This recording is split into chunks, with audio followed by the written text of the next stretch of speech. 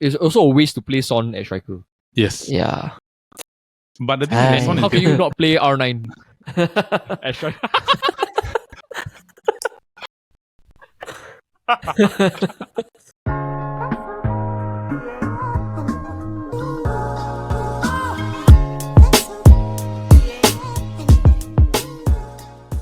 Hello, everybody, and welcome to another episode of the Futbol Kaki. I am your host, Eldet, and I am joined by my fellow Kaki bros, Paul and Jordan. Boys, how are you doing? Great week. Good, Great bro. week, How are you? Who, me? Yeah. Okay, weekend was quite chill, quite happy, relaxed a bit, finished one Korean drama. Then now I'm trying to figure out what to watch. What Korean drama? I was late I watched The Glory. Okay, I've not watched it yet. Bro, go and watch.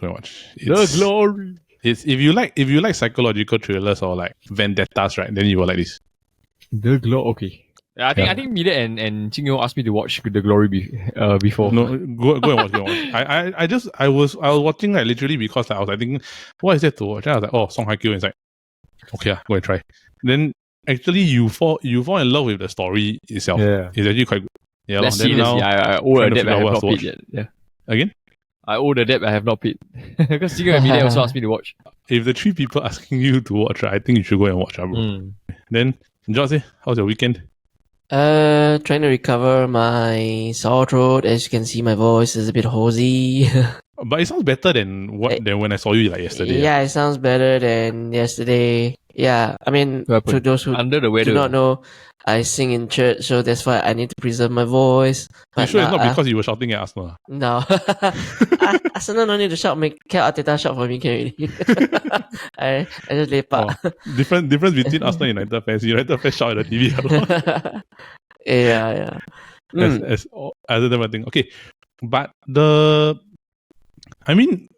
let's just talk about it, right? Like, big news, Harry Kane's off to Bayern. Mm-hmm. As I predicted, 12th place. I still believe Spurs are going to end up in 12th. You all laughed at me for it. I hope it happens. Because honestly, right, like, we'll get into the game later, right? We've got some stuff to say, but Harry Kane going to Bayern Munich, right? And I got this question, right, guys. I always felt that Spurs is cursed not to win a trophy, right? But Harry Kane go over there, right? First game is for a trophy, right? He lose 3-0, then he almost caused a hat-trick. How? So is it the Harry Kane curse? I don't know, is it bro. a Spurs curse? Like, I have no idea. I think it's the, like I said, it's the, you can take Spurs out. You can take Harry Kane out of Spurs, but you cannot take Spurs out of Harry Kane. It sounds like a wise quote. Wow, but what do you think about the transfer? Honest, like, just as neutral. I'm not saying that, okay, he's out of the Prem or anything like that. I think as a neutral, right, it's smart for Spurs to sell him now. Yep. Rather than lose him for free. Yep. But from a player perspective, right, I think there is little to no incentive for you to go to Bundesliga. If you're talking about Real Madrid, then okay. Even your club will let you go to Real Madrid, you know. Correct. But like I said, I think maybe he should have stayed in the EPL or go to Real Madrid. Yeah. I agree. George, as a Aston fan, what's your perspective? I think definitely is a new life for Kane. Yep. After so many years of trying with Spurs to get the major trophies. It's a win-win situation for both clubs and players. They have the money that they need to get in strikers that is of the same caliber as Kane. Yep. Or maybe going to, I mean, I know it's hard to find the same caliber, but going to grow into somewhat of like Kane's way. Yeah. Yep. Like, for me, my perspective is more or less like, he's going to leave anyway. It's just that it was a matter of time before Spurs officially decided to cash in, because I don't think he's going to renew his contract if he has it. So that's one. And you can't lose the value of the player no matter how far into his contract, because Harry Kane will always fetch a certain amount of value.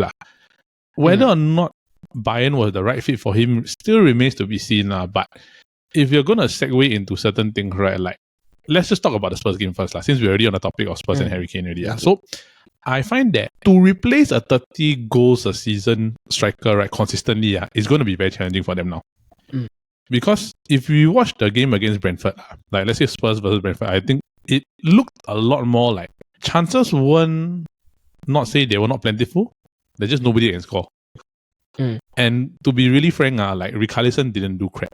during that game. He did not score There's- again. He didn't score is one thing, and the chances were created by Son, Madison, and everything. Right, Richarlison's nowhere within that vicinity to be able to do anything. So, final score between Spurs and Brentford was 2-2. I do think that Brentford should have won because of that severe miss right on the stroke of halftime. That was a bad miss, lah. But in terms of game, right, like from both of you perspective, right, Spurs wise, they didn't look good, lah. I will admit, lah. Yeah, Do you guys but think I don't think it's just a Richarlison thing. Like I think Son did worse.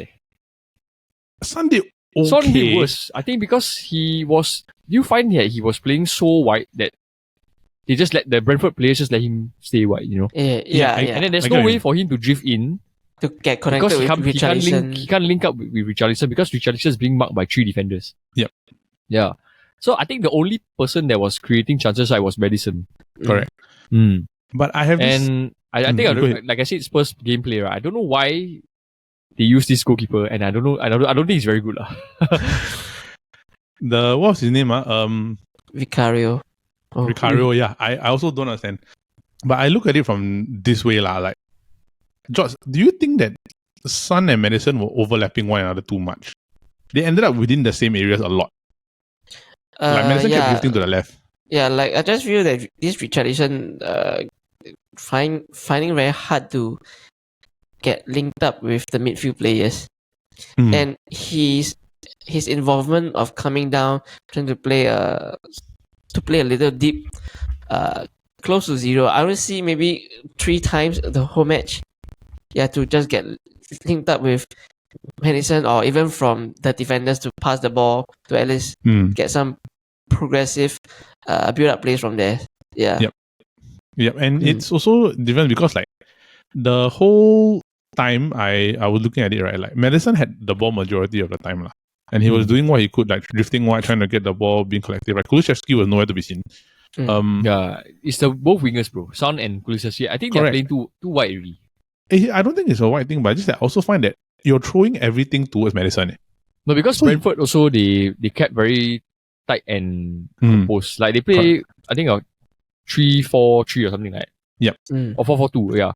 So it was very hard for them to penetrate the ball from Madison to Richarlison. So they had to, the only way they kept going wide, lah. Yep. And I think that like in general, like when you're really looking at it and you're looking at through this particular standpoint, right, I find that Madison is forcing himself to go wide to try to get somebody in. Essentially, what that means is that you've literally only got Richarlison in the box. Yeah. Like literally. Yeah, but I think even if it was Kane there also, I think it would be different. It would be harder also because of the way Brentford set up. No, it's essentially the setup, right? It's 3 against 1 striker. Yeah, so even though if there was Harry Kane there instead of Richarlison, I don't think it'd be the same. Yep. Like because Brentford is a very composed tean. Yeah. And then they transition well. So Correct. yeah, I think it was more of a team effort rather than one player has an issue. Yeah, but Spurs didn't look like, to answer your question, I think Spurs really they don't look good. Yep. Josh, what do you think? Actually, this Brentford start the formation with 5 at the back, 5-3-2.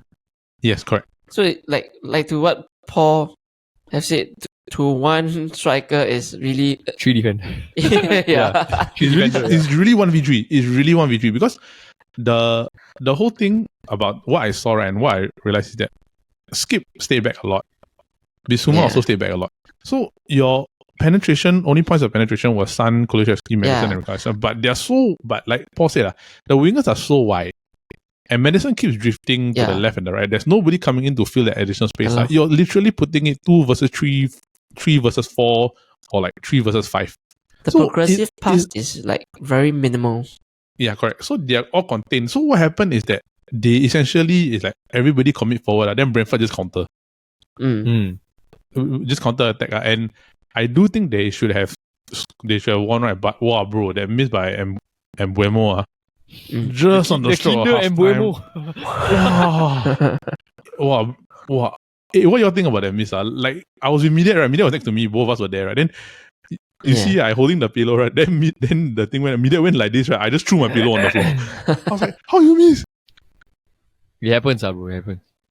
What a disaster. But I think Spurs got a lot of things to work on. I don't really have much the to only say. thing now is they are loaded. See what they do with the money first. Correct. Any more comments about this game before I move on to the next one? I felt that they should have moved Son in the middle with Richarlison. So you have two strikers. Then you can push the Emerson Royale or Madison to the left. Yep. By the way, guys, just to note, right, we are doing an EPL wrap up of week 1 for the majority of the games, and we will also do a preview of this week's EPL games, which we will get into later on. And then, of course, we have a few predictions towards the end of the episode, so just please look out for that. So we carry on with this week's episode. I think the next game we're going to talk about, right, after the Spurs and Brentford one, I think the one we got to talk about is Newcastle versus Aston Villa. 5-1. Bro, like, I don't know whether is it us that we had so much high hopes for Aston Villa that we downplay Newcastle we did put Newcastle above Villa, so it's no problem. Did put Newcastle above, right? But Jordan was the most optimistic about Newcastle. He put Newcastle fourth. So the thing is that we also didn't really want to teeter saying, okay, can Newcastle penetrate the top 3 or whichever, right? But Aston Villa's about 7. I think you can literally see the disparity between both teams in terms of quality at that particular point in time, because Sandro Tonali, Sandro Tonali. He was playing like Andre Pirlo, yeah. Yeah, dude. And it really looks like, because the Newcastle jersey looked like the Juventus jersey. The jersey. And then the hair, the hair also same, yeah. Correct. So it's 5-1 to Newcastle, right? Tonali scores his first goal, right, which I thought was a brilliant goal. Yeah, like and who assisted the goal? Anthony Gordon. Anthony Gordon. I mean, like, it was a nice goal, lah. It was a save, then the ball rebounded back, then Gordon did a 1-2 at the side, crosses the ball in, and then Tonali has creeps into for the flying volley, side volley, yeah. For volley, lah. Then his influence on the game after that, he had a contribution to what was it? One of the goals later. Was it the Callum Wilson goal or the Isak goal? Was it the Isak goal? Isak. Yeah, it's no, the Isak goal he had a cross in. Then I think the later one was the Callum Wilson one. He also had a pass through. Then I think Harvey Barnes square. Like the first 10 minutes of the game I watched, right? Yeah. It was so nice to watch because Tonali scored, and then Aston Villa's new boy also, the Musa Diaby. Yep. Bro, that guy is damn fast, I think he will burn anybody. I think that really Bolly or something again. And they played Diaby more central, right, rather than his wing position. So he was at the wing. He was in the wing. He would just like free roam in. Because from what I see, like I see he's like slated as cam here in one of his positions. Yeah, but I think all in all, Aston Villa didn't start the Pau Torres also. Yeah, and then they had injury to Tyrone Mings. Yep. So I mean, that's why. But Newcastle, I think they are looking good, bro. Yeah, Newcastle looks super good, especially now with the defense and how they defend as a unit, which we always iterate. Defending as a unit is a lot harder to break down compared to when you're defending individually. But when we come down to this, right, like George, what do you think? Like, did Newcastle surprise you, or this is what you expect of them? Surprised me in terms of the goal scoring. Yeah, but they are top of the table. Then and all 6 goals are all beautifully scored. Yeah. All nice goals. What are your favorites? My favorite, honestly, right, I love the Isak goal. The second one, the chip. I thought the Martinez from the corner. Yeah, he hit the Martinez from the corner. Wow, that goal was like super nice. But that was the Konsa's mistake, right? Yes. Yeah. He should have just cleared the ball. You don't know why you go and slow the ball down for him. Yeah. Correct. But I think like with Pau Torres there, I think Konsa's not gonna start. 100%. No, they are both going to play because Mings is injured already. Correct. But if Mings comes back, I think Konsa's Mings is ACL injury. Wow. By Tyrone. Long term. Yeah. By Tyrone. Like, Josh, which was your favorite goal? I like the Diaby though. It's a first timer, right? If I correct. First timer side foot. Yeah. Yeah. That was a nice goal. Yeah. That was a really good goal. I like the ones that I like the second goal, bro. The cross, then the Botman sliding pass. Yeah. Oh. The sliding pass is always like super nice to see. The whole thing is always Unai Emery's opening match always not the best. No, I think they are just swayed to play Newcastle on the first game. Yeah, Newcastle is always the opener cursed. But I do think, right, if they can keep this up for majority of the season, right, they are moving they can forward. Challenge for top 4. Yeah, I think they can challenge quite a lot. If they are able to beat some of the top few teams, right, I think maybe got chance to move higher up the table. and prove upset. But I think right now, 5-1, they're top of the table. It's interesting lah. I will say that this is not what I expected. I expected the game to be a lot closer. Yeah, but if you ask me to, if I see the Newcastle team now, right? If I could improve one player, right? I think I will improve the left back. Because they're playing Dan Burn at left back. Yeah, they're playing Dan Burn at left back. Them tall, yeah. He's super tall. Yeah, I was like, wow, bro. He's like Dan Burn at left back, bro. And plus he really burned the left side player. You don't ever come close to me. You don't get through it's like me. just probably there for defense, you know. Yeah. Yes, yeah. Yeah, but if they can get that settled, then I think they're actually Or maybe quite the good. left wing, right? Correct. Because they are using Anthony Gordon and Harvey Barnes, right? So there's that there. So. Yeah, and they didn't start Callum Wilson also. Because they're playing Isak. Correct. Yeah.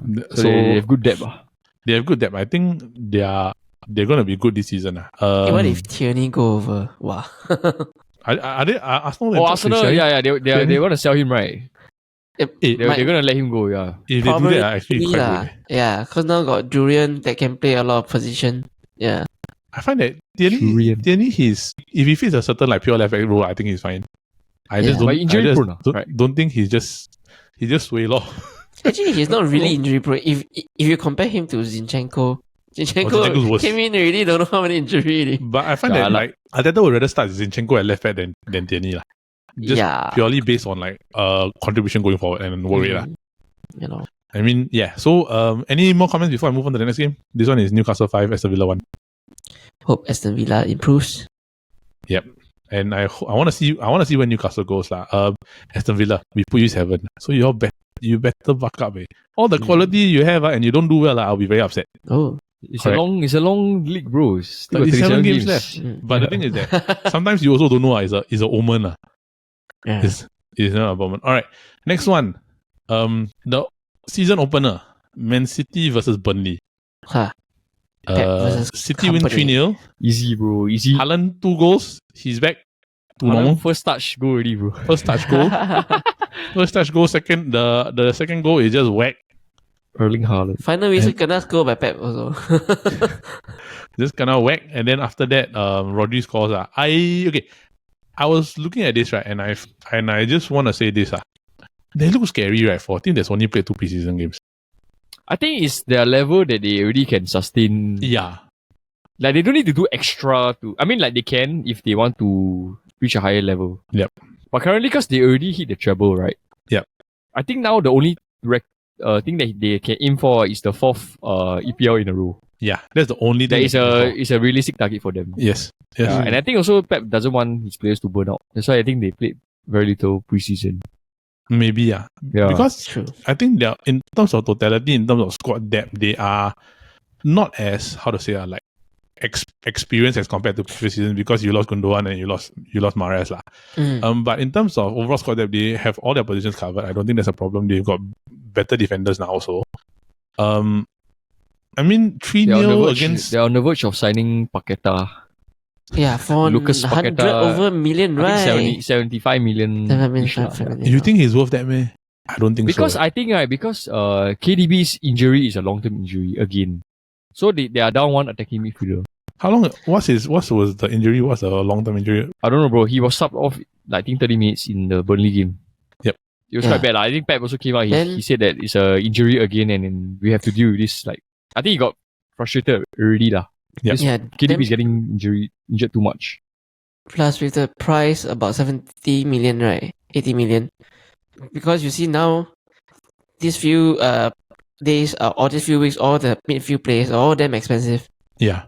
This season is like over 100 for most of the key signings. I think major midfielders that have high ceiling or like high experience, right? They're gonna cost a bomb. I think it's because of the Jude Bellingham case. Yeah. No, I think there's also a lack in like defensive midfielders. I think more a lack of quality midfielders. Or like lack of available like defensive midfielders, you know. Correct. So I mean, I don't really have much to say about this game other than it's very routine for Man City. Like they are expected to beat Burnley lah, but it's just the way that they did it. Like Haaland one touch goal, his second goal was mad. Yeah, like a Van Persie finesse top corner kind. Just whack left foot, right? And the last goal was just a defensive mess. Like I find that overall, in terms of what Burnley did, right, I find that Burnley defensively, they weren't reacting fast enough. I won't say that they're defending bad. I just think that their reaction time was too slow Yeah. in terms of getting where they were. Because if you really see like the gaps between the defenders and Haaland and the attackers from Man City, right, it's actually quite small. But just that I think they didn't react enough to get to the ball first or try to do something before Haaland can go lah. But the cheat code's back lah. So you all got anything to say about this game? Because I think it's routine lah. You expected to the be only Burnley. thing that is quite cool, right, is that the Burnley goalkeeper was the Man City under 20, like their academy player, the James Trafford. Correct lah. But he's still young lah. Yeah, but they sold him for like 20 million.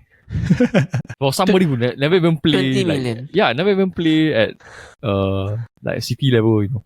Selling to company some more. Yeah, sell to company. Like, all Selling the to company, bro. Yeah. And the company. Josh, any comments about this game other than I think straightforward. I watched the match. I find this Koleosho this right wing guy, he really sucks. He can't even make a simple through pass. Then he just pass back to. You gotta Bernardo understand, Silva. bro. This is a championship team that just came out. I'm like, oh my. Then he can't defend and all this. Yeah.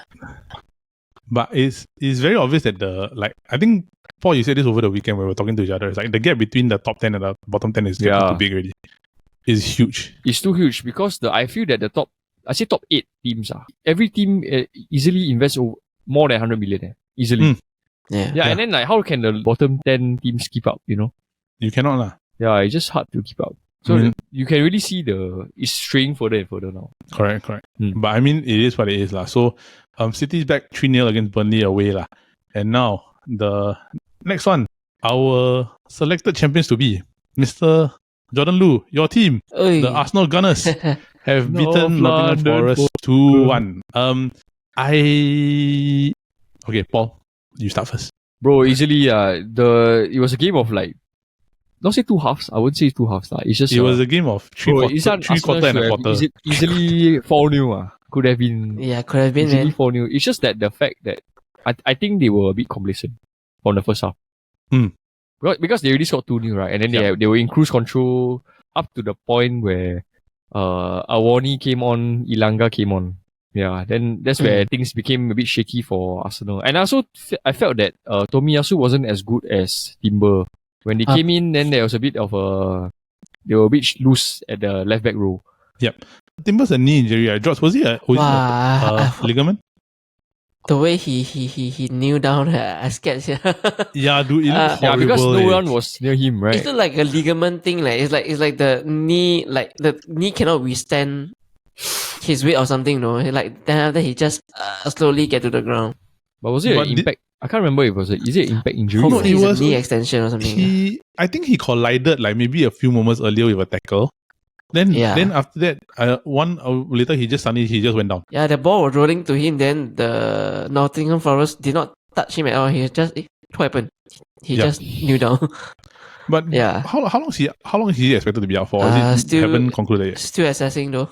No news yet. But hopefully it's just a knee extension or something lah. Hopefully. Yeah, because it will be quite sad if let's say he goes in right, then suddenly it's quite a major injury to end the season. He's good. I think he's like a solid purchase. Yep, I agree.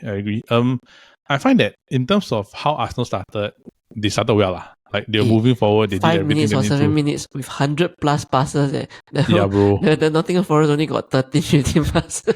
No, but Nottingham Forest had the transition horrible bro.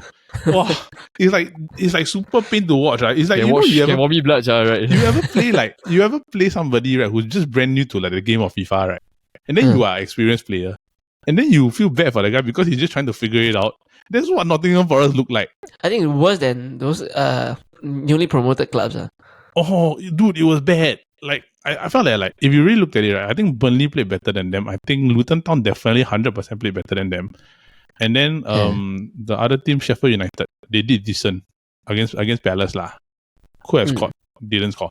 But their transitions were bad lah. Like, well, I think because Nottingham they didn't start Ilanga, they didn't start Awani because Awani was injured.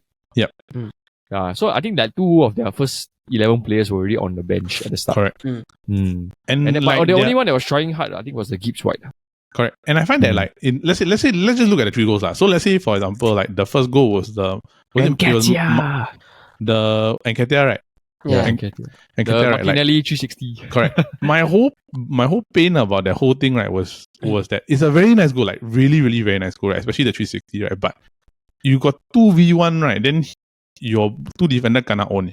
The Aurier and Willy Bolly, is it? Wow, bro, like, Yeah. like you 2v1, you should have an advantage, right? And he put it right between both of them. Yeah. That was bad. That was bad. Then That the was really very Martinelli bad. 360 you think is accidentally passed to The first initial turn, yes, but the suddenly the pass one, I think the second part of the skill was a bit the intention there, but execution wrong. Not intended. I mean, not say wrong. Not intended. Yeah. but luckily it lands to Landed Eddie. in No, it lets Nketiah's- Nketiah, right? Then Nketiah clinical scores, I don't think it's an issue. I find that if let's say Nketiah does well for the rest of the season, right, he's consistent, I think Arsenal, he might be what brings Arsenal over, depending on how Jesus is. The second goal, Bukayo Saka. Oh, I Another salute Messi. you. Another Messi or how about Gareth see Kai Havertz reaction? He just then the Facebook meme put you never see Chelsea players score like that, right? Got lah. Before he came. Lah. I mean, wow, bro, that goal was mad. That was a beautiful goal, though. Like he Saka. just cut in, shifts in a bit, and just one beautiful goal lah. You can't blame Turner for that lah. Whatever goalkeeper you are, right, that's a super hard goal to stop. But overall, I noticed like even though Partey on the paper it says playing right back, right, you can see him, White, Rice, right? They are always switching positions. Yeah, when Partey get into CDM, White will go to the right back, then Rice will fill up the gaps and all this. Yeah, that's why we were talking to the game, right? It's like, I was wondering, like, is it 2?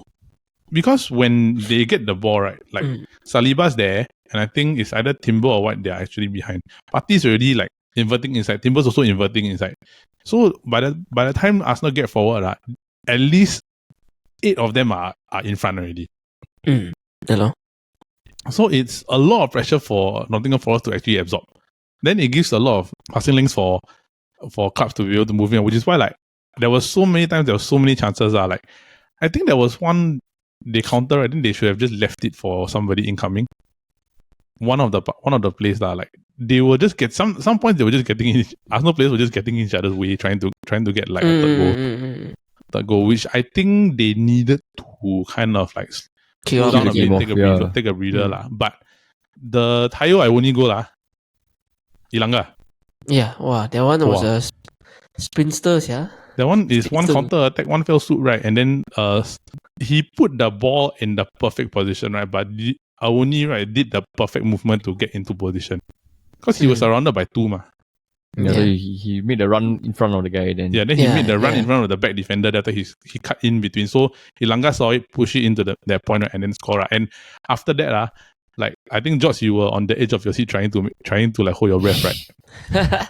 For that last I don't know how many. I think minutes. it was a situation that they put themselves in that was unnecessary. Yeah, correct. Could have been avoided. And I find I'm not really 100% comfortable with all the flexibility, like playing Partey on the right back, then shift in, shift here, shift there. It's not. I don't really feel comfortable at some point of time because it requires 3 players' attention. If one player did not get the correct attention, the gap is there to exploit already.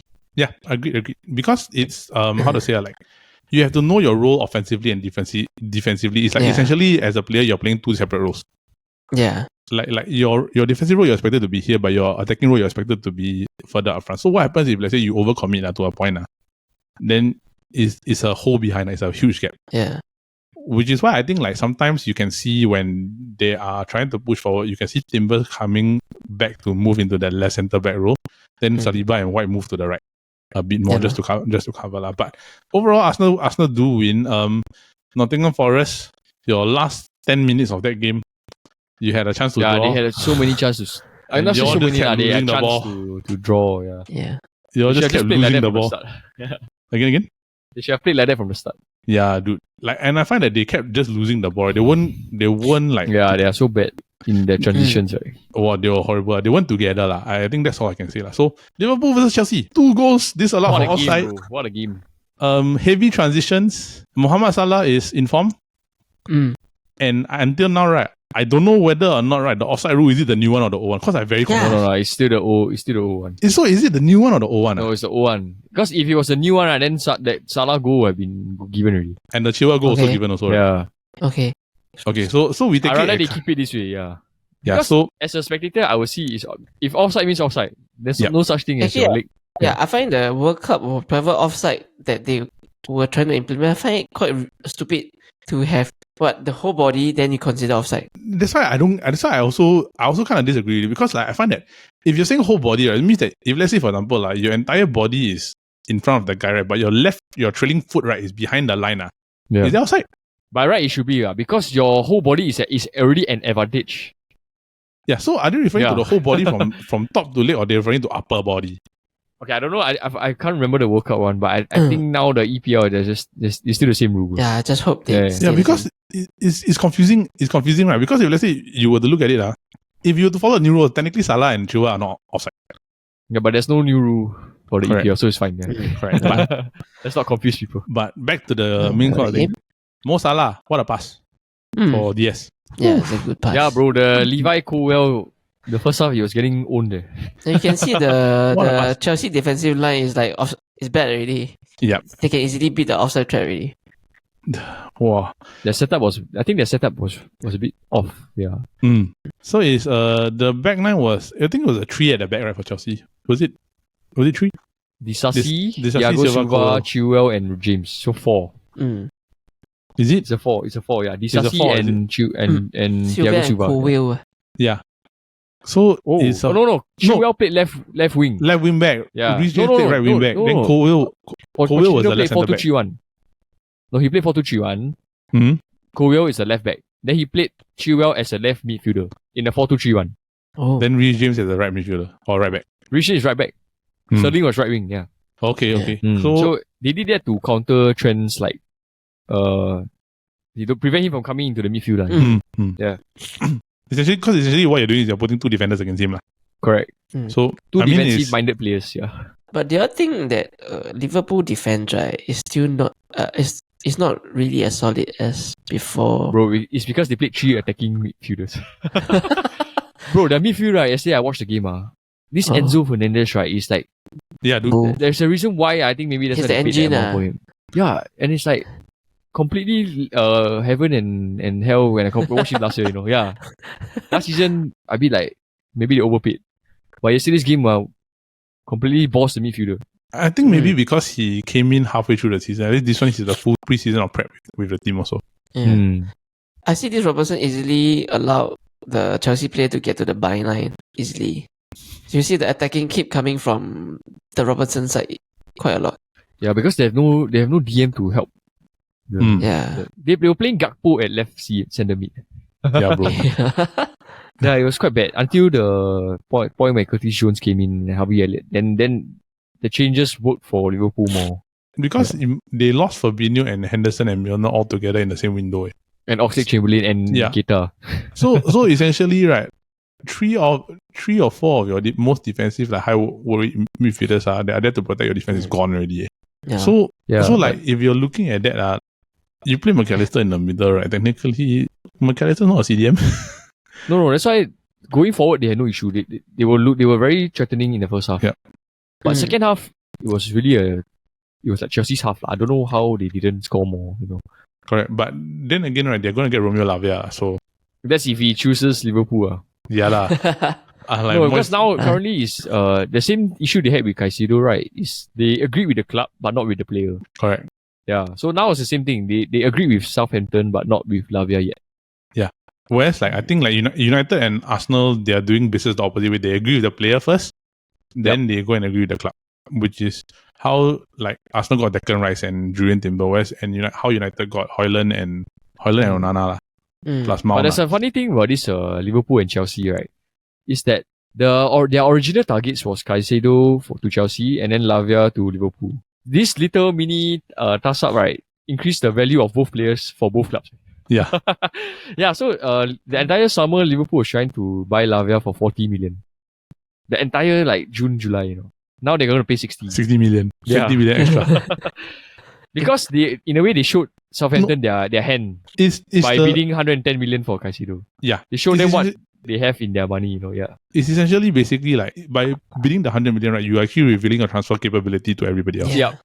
Oh, so you could have bid 110 million for Caicedo. Never Okay mind lah, I tell charge you another 20 million extra No lah. problem, right?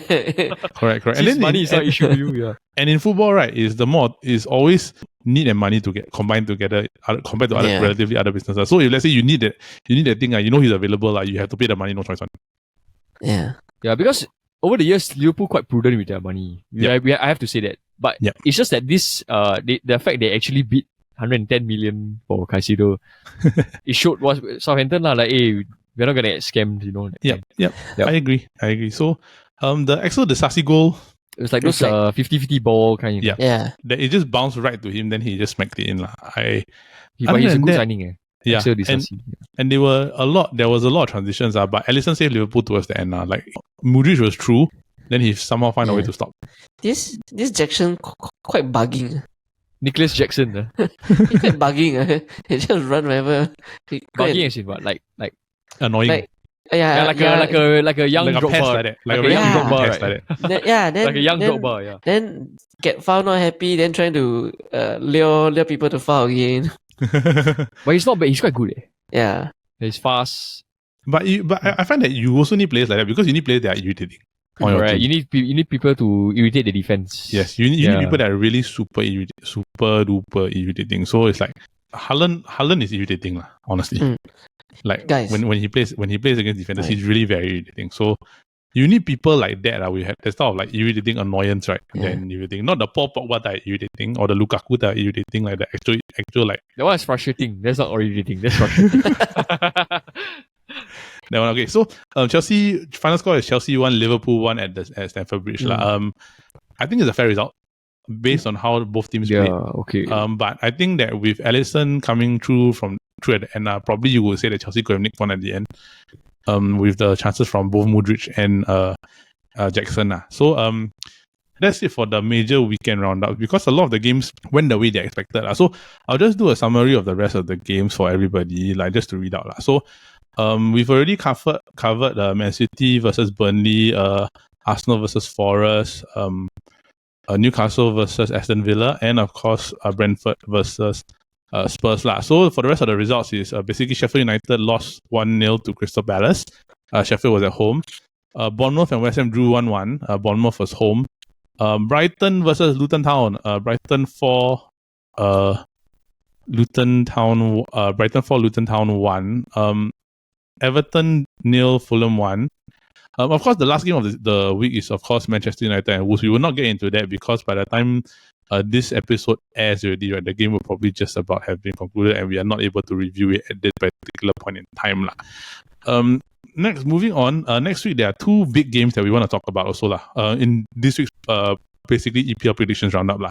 The two games are, of course, Spurs versus Manchester United and Man City versus Newcastle United. This is interesting. Let's talk about the Man City Newcastle one first because I think this is the more interesting one compared to the Spurs and Man United one. I feel. Who's home?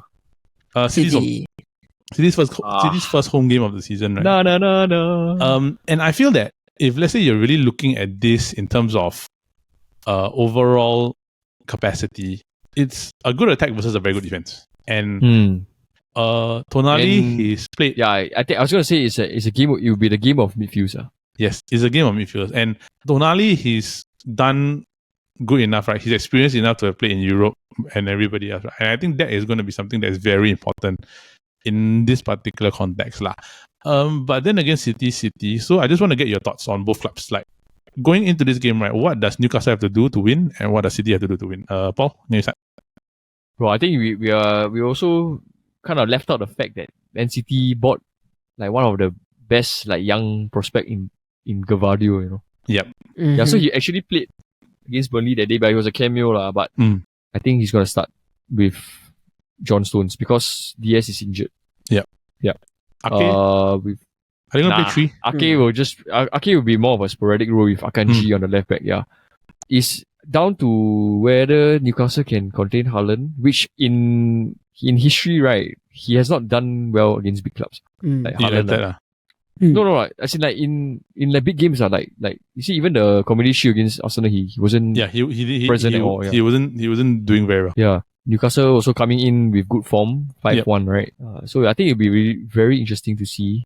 Yeah, it'll be a typical chess match again. Definitely. Yeah, and I find that if let's say for Newcastle, right, it's a good time to make a statement. For Man City, it's just to assert dominance. Jots, what do you think? What does Newcastle need to do to win, and what does Man City need to do to win in this game? I don't know. I just find this Newcastle got better and higher confidence of boost to. They got the aura now. Yeah, they got the aura now. I don't know. Aura now. That's the thing. You just feel it as fans. You will feel it, man.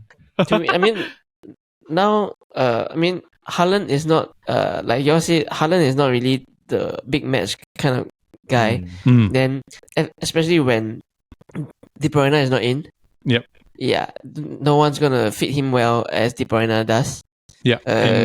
That's a big thing. De Bruyne missing. So De Bruyne missing. The next big one who's gonna fill the gap. I don't know who. I don't know if players like Bernardo Silva can really. Yeah. Then the rest is really up to the day how the tactics really worked out. Yeah. But I do think that a draw will be a high scoring draw. I mean, if it's a win, I think I'll give it to Newcastle. I don't know. Okay, we do score predictions after this. For me, right, I find that like Newcastle defensive wise, as long as they remain in shape and they remain intact, they have a chance. I find that in terms of counter attacking and transitional play, Newcastle is very, very good. I'm not too worried about that. In terms of City, right, I think more or less they just have to basically begin to assert their dominance, especially now when Kevin De Bruyne is gone.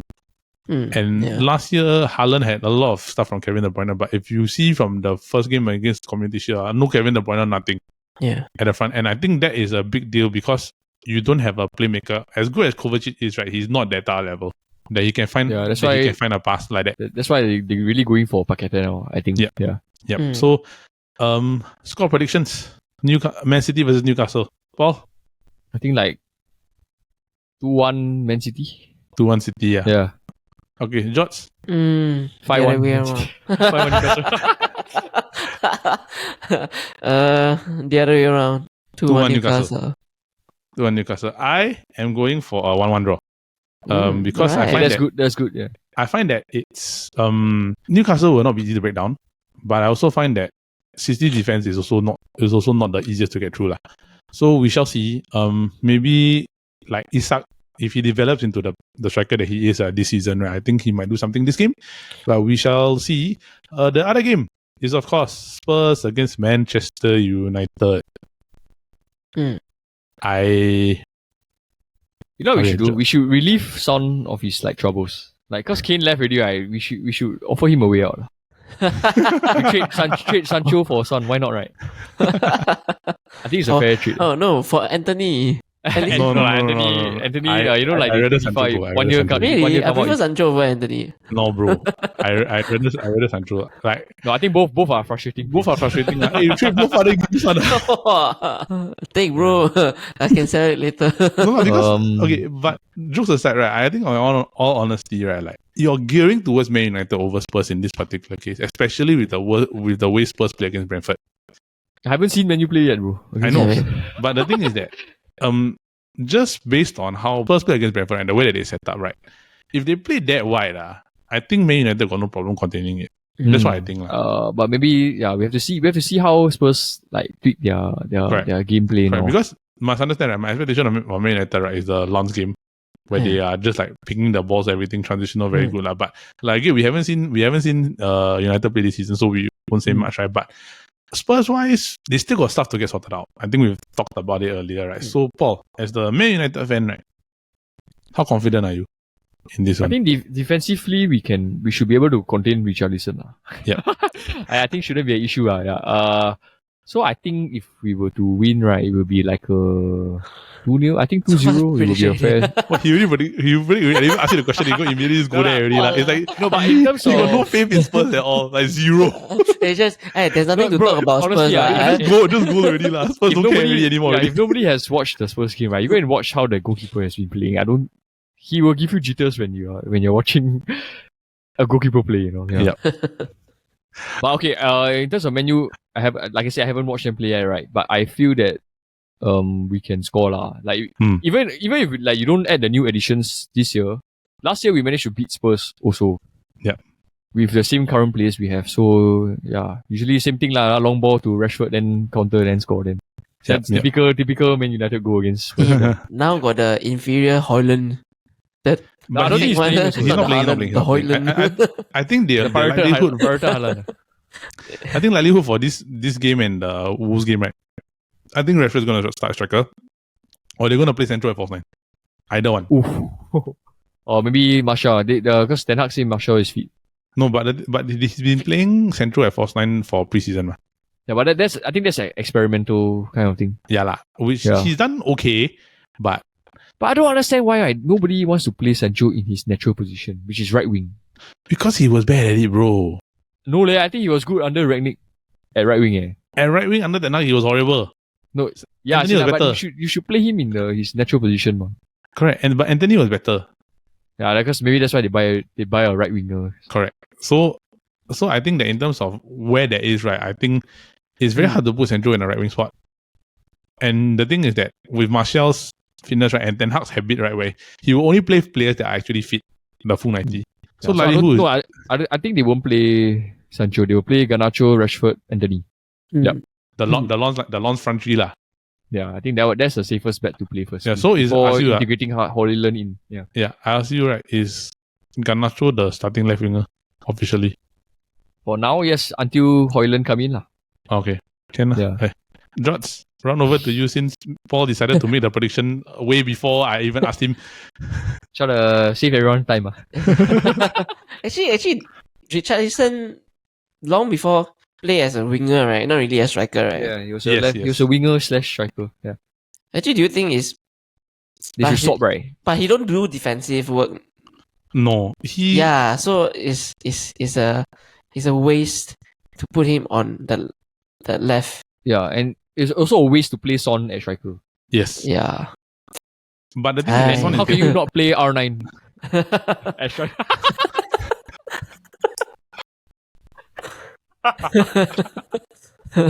You gotta play R9 at striker, man. This is the clip. I'm just gonna say this, right? Like, how do you play R9 as striker? How do you not play R9 as striker? How do you not play R9 as striker? Richarlison 9? Sorry, Brazilian some more. Wow. Okay, never mind. Wait, his number is number 9, Yeah, he's number 9. He's number 9. Then the hair blonde also. Yeah, the hair blonde and he's Brazilian. Yeah. And he's Brazilian. He only needs to do the triangle haircut. I think he's officially the R9 already, the new R9. Back to this, right? So Josh, I think Man United always take their chances really well. Yep. It's like when opponent make a mistake, they exploit the chances really well. Yep. I agree. Then their counter attack is wonderful. Point to point. Especially now they have already plucked out those really weeds, those haze. Am I going to give the prediction now? Since Paul already did it, right? Just go ahead, bro. 2-0. 2-0 to United. Yeah. Okay. I give it a 3-0. Okay. Okay, 3-0. Right. Yeah. For me, right, Paul has already said everything that needs to be said, right? I don't really have a lot of faith in Spurs. So, I as a United fan, I have to have faith in my own club, even though I haven't seen them play yet. And my only experience is based on preseason at this particular point in time, because they are playing tonight at the time after our recording. I do think that a 2-0 result would be good enough for me. I find that and also depends because Romero is under concussion protocol now, I think, because he knocked his head. He had a big knock. Yeah. So if you're the Van guy wasn't really. he wasn't good. So it was a bit shaky. He was a bit shaky. Then I find that Davinson Sanchez is good. He was good when in terms of cover, but losing Romero is quite a big deal for Spurs. And with a shaky goalkeeper, I think 2-0 would be good enough for me. So I would say that for this weekend's games, right, we have quite a bit to look forward to. So I'm just going to read out the games for this week as a summary. So we are looking at, of course, Nottingham Forest versus Sheffield United is the first game of the weekend, followed by Liverpool Bournemouth, Wolves Brighton, Fulham Brentford, then United Spurs, Man City Newcastle, Villa Everton, West Ham Chelsea, Crystal Palace against Arsenal. Due to unforeseen circumstances and unfortunately Luton Town was not able to get their stadium ready, the match will be postponed. Oh, still haven't fixed. Yeah, according to what it is on Google, Luton Town and Burnley's game is officially postponed. It will be decided again. Hopefully Luton can get their stadium up because I really do want to see that iconic stand in the EPL game. And whether a ball will hit into somebody's window over a penalty or somebody balloons the ball out of the stadium. I think with that is the conclusion. Looking forward to next week's game. We'll review some of the results towards that. But I think the focus games of the weekend is, of course, Man City, Newcastle, and Spurs, Manchester United. So in addition to conclusion, right, we've already done our EPL predictions in the previous episode. But as my dear football Kaki bro Paul pointed out, we didn't predict three very, very, very, very important things. Which is, we didn't predict the Golden Boot, the clean sheet, and the assist leader. So what we're going to do to conclude this episode, we are going to predict the Golden Boot, the Golden Glove, and the assist leader. So the Golden Boot, right? I go first lah. Erling Haaland. I think it's a consensus thing. Let's not waste time. So to make this part fun, right? Let's predict how many goals. No, we predict the second one. Okay. No, let's predict how many goals, right? Then the clean sheets one, I think Golden Glove we see how lah. That one is a bit harder to predict. I think goals is more thing because if it's a consensus that Haaland's gonna win, right? 36 then we last should just year, decide right? Last year was 36. Anybody gonna go on limb and say 40? I don't think it's gonna reach 40. Yeah. No, I don't think he'll reach 40. I think maybe 32. I say 32. George? I say 33. I say 30. Then imagine 31. Okay, in proximity it takes 31. So okay. The next one, clean sheet / Golden Gloves lah. David De Gea had 17 clean sheets last season? Is it 17? And he got sold. And he got sold. So who is going to be this year's clean sheet or Golden Glove winner? David Red. I don't think Ramsdale or Raya, because I think they will rotate, right? Yeah. Yes. Quite a lot. So then you will lose out some games there. I don't think it's Onana. I think Nick Pope. I say either Pope. I say Nick Pope. I say Nick Pope or Ederson, yeah. Because Ederson has Gavadio and who in front of him now? Yeah. And Nick Pope has a very solid defense in front of him. Alisson and Onana maybe slightly just behind. Yeah, I feel. I think they will concede a lot, like both teams. I honestly, right, I think Man United will concede quite a lot of goals. Because of the way he play, he always comes out. Yeah. Correct. So Liverpool is, if they can fix the DM, and I would say Pope or Ederson. You gotta pick one. I say Ederson. Okay, yeah. Jots? Ederson. I am going to pick Ederson also. Because I don't have enough confidence to say that I can go with Pope. I think Pope will be second. Pope will be second, but I don't have enough confidence because honestly, like I find that like Newcastle will still lose more games than City. Whether or not by a huge margin or not is a different thing altogether, but I do think that realistically City's defense is better and they're going to probably keep a lot more clean sheets than Newcastle. So I am going with Ederson also. Are you going to predict how many clean sheets or you're just going to... Nah, just predict the Golden Glove. Listen, okay, the final one, assist leader. Oh, I know! I think for me, it will be... I think Martinelli. What? Martinelli or Saka, I think either one. Really. Yeah, even the Arsenal fan is shocked at you. I also a bit lost. I'm very confused why did your prediction. Arsenal stopped assist last year. No, Saka. Saka was higher. Trossard. No. Wait, last year, was it? Yeah. I think it's looking at the stats now. I think it's Martinelli, no meh? Yeah, Trossard got 12 assists last season. Then Saka. Trossard got 12 after coming in halfway through the season. Yeah. Oh, but does it count his Brighton one or not? Yeah, I think got lah. Confirm got count his Brighton one, bro. Then coming halfway, yeah. Saka is 11. He still got more, so technically he's still 12. Yeah, I see, but because he played first half for full team for Brighton, man. Yeah lah. But I thought it was like five only, bro. No, but but nearly 5 only. Yeah. But is he the second top scorer? Okay, I think then for me it's either Saka or so Martinelli. he's wrong. Paul's wrong. So what's your one? Saka. Or you're gonna go with? Yeah, I say Saka. Okay, Jots.